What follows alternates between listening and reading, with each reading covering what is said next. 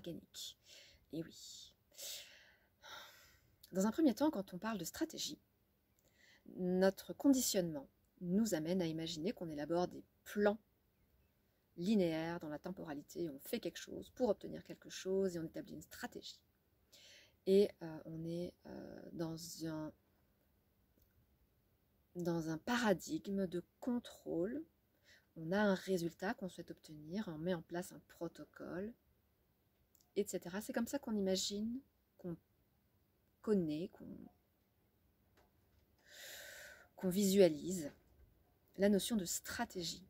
Et là, cette notion-là de stratégie ne s'applique absolument pas dans cette expression de stratégie organique. Le terme organique vient vraiment apporter quelque chose qui fait que la stratégie en fait n'a rien d'une stratégie conventionnelle, conditionnée, habituelle, linéaire, 3D, mentale, etc.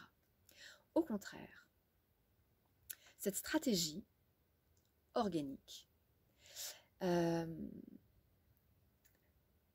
recouvre l'idée très générale du fonctionnement naturel du vivant, plus généralement, ou plus spécifiquement du vivant humain.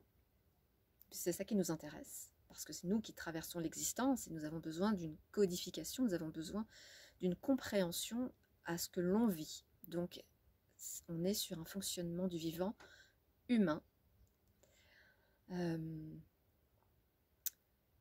mais qui est l'expression à l'échelle humaine de l'intelligence, cette fameuse intelligence qui nous dépasse, ce grand tout, de l'intelligence du vivant. L'intelligence du vivant, elle recouvre énormément de choses, mais là, appliquée à l'humain, qui se déploie dans l'existence, l'être humain qui se déploie, la conscience à travers l'être humain qui se déploie dans l'existence, à travers l'espace et le temps, eh bien, on peut imaginer une modalité de cette grande intelligence divine qui nous est accessible en tant qu'humain, encore une fois. Et c'est de cela dont il s'agit, de cette stratégie organique. Alors, encore une fois, cette stratégie organique,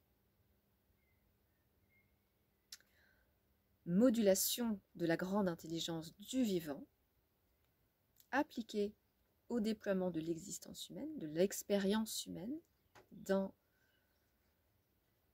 la matière, dans le temps, etc. Cette stratégie organique, elle est davantage